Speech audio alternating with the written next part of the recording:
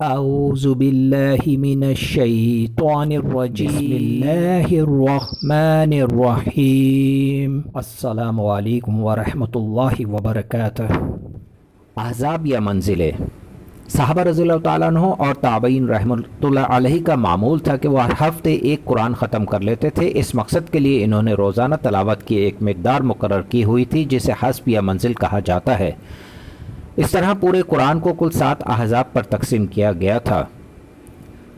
رکوع، برصغیر کے نسخوں میں ایک علامت جو آج تک رائج چلی آتی ہے رکوع کی علامت ہے، اور اس کے تعین قرآن کریم کے مضامین کے لحاظ سے کیا گیا ہے، یعنی جہاں ایک سلسلہ کلام ختم ہوا وہاں رکوع کی علامت حاشیے پر حرف عین بنا دی گئی۔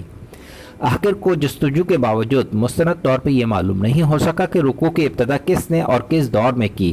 البتہ یہ تقریباً یقینی ہے کہ اس بات کا مقصد آیات کی ایسی متوسط مقدار کا تعین ہے جو ایک رکوع میں پڑھی جا سکے، اور اس کو رکوع اسی لیے کہتے ہیں کہ نماز میں اس جگہ پہنچ کر رکوع کیا جائے۔ رموز و اوقاف، تلاوت اور تجوید کی سہولت کے لیے ایک اور مفید کام یہ کیا گیا کہ مختلف قرآنی جملوں پر ایسے اشاریے لگا دیے گئے جن سے یہ معلوم ہو سکے کہ اس جگہ وقف کرنا یعنی سانس لینا کیسا ہے۔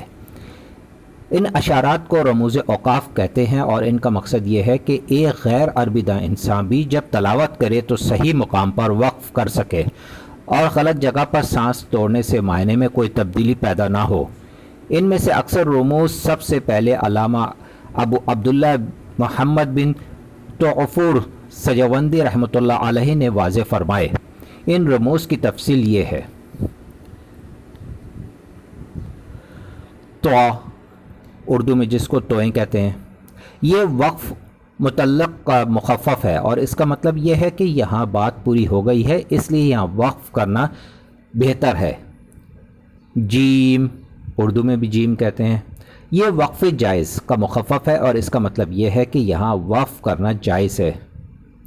زا، اردو میں زال کہتے ہیں، یہ وقف مجوز کا مخفف ہے، جس کا مطلب یہ ہے کہ وقف کرنا درست تو ہے لیکن بہتر یہ ہے کہ وقف نہ کیا جائے۔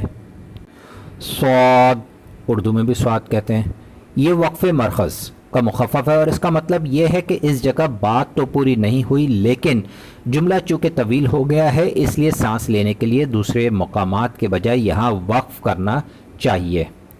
میم، اردو میں بھی میم کہتے ہیں، یہ وقف لازم کا مخفف ہے، اس کا مطلب یہ ہے کہ اگر یہاں وقف نہ کیا جائے تو آیات کے معنی میں فحش غلطی کا امکان ہے، لہٰذا یہاں وقف کرنا زیادہ بہتر ہے۔ بعض حضرات اسے وقف واجب بھی کہتے ہیں، لیکن اس سے مراد فقہی واجب نہیں جس کے ترک سے گناہ ہو، بلکہ مقصد صرف یہ ہے کہ تمام اوقاف میں اس جگہ وقف کرنا سب سے زیادہ بہتر ہے۔ لام الف، یہ لا تقفف کا مخفف ہے، اس کا مطلب یہ ہے کہ یہاں نہ ٹھہرو، لیکن اس کا منشا یہ نہیں کہ یہاں وقف کرنا جائز ہے، بلکہ اس میں بہت سے مقامات ایسے ہیں جہاں وقف کرنے میں کوئی حرج نہیں، اور اس کے بعد والے لفظ سے ابتدا کرنا بھی جائز ہے، لہٰذا اس کا صحیح مطلب یہ ہے کہ اگر یہاں وقف کیا جائے تو بہتر یہ ہے کہ اسے دوبارہ لوٹا کر پڑھا جائے، اگلے لفظ سے ابتدا کرنا مستحسن نہیں۔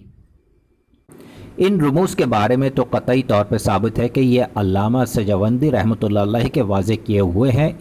ان کے علاوہ وہ بھی بعض رموز قرآن کریم کے نسخوں میں موجود ہیں، مثلاً یہ معانقہ کا مخفف ہے، یہ علامت اس جگہ لکھی جاتی ہے جہاں ایک ہی آیات کی 2 تفسیریں ممکن ہیں۔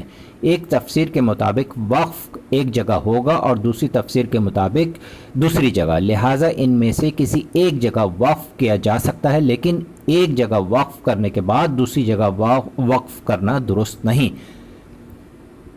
اس کا ایک نام مقابلہ بھی ہے، اور اس کی سب سے پہلے نشاندہی امام ابو الفضل رازی رحمۃ اللہ علیہ نے فرمائی۔ سکتہ، یہ سکتے کی علامت ہے، اور اس کا مقصد یہ ہے کہ اس جگہ رکنا جائز ہے، یعنی اس جگہ رکنا چاہیے۔ لیکن سانس نہ توڑنے پائے۔ یہ عموماً اس جگہ ہوتا ہے جہاں ملا کر پڑھنے سے معنی میں غلط فہمی کا اندیشہ ہو۔ وقفہ، اس جگہ سکتے سے قدرے زیادہ دیر تک رکنا چاہیے لیکن سانس یہاں بھی نہ ٹوٹے۔ قاف، یہ قبل علیہ الوقف کا مخفف ہے، مطلب یہ ہے کہ بعض حضرات کے نزدیک یہاں وقف ہے اور بعض کے نزدیک وقف نہیں ہے۔ قف، یہ لفظ قف ہے جس کے معنی ہے ٹھہر جاؤ، اور یہ اس جگہ لایا جاتا ہے جہاں پڑھنے والے کو یہ خیال ہو سکتا ہے کہ یہاں وقف درست نہیں۔ صلی، یہ الوصل اولا کا مخفف ہے جس کے معنی ہے کہ ملا کر پڑھنا بہتر ہے۔ صل، یہ قد یوصل کا مخفف ہے، یعنی یہاں بعض لوگ ٹھہرتے ہیں اور بعض ملا کر پڑھنے کو پسند کرتے ہیں۔ وقف النبی صلی اللہ علیہ وآلہ وسلم، یہ ان مقامات پر لکھا جاتا ہے جہاں کسی روایت کی روح سے یہ ثابت ہے کہ آنظر صلی اللہ علیہ وآلہ وسلم نے تلاوت کرتے ہوئے اس جگہ وقف فرمایا۔ صدق اللہ العظیم۔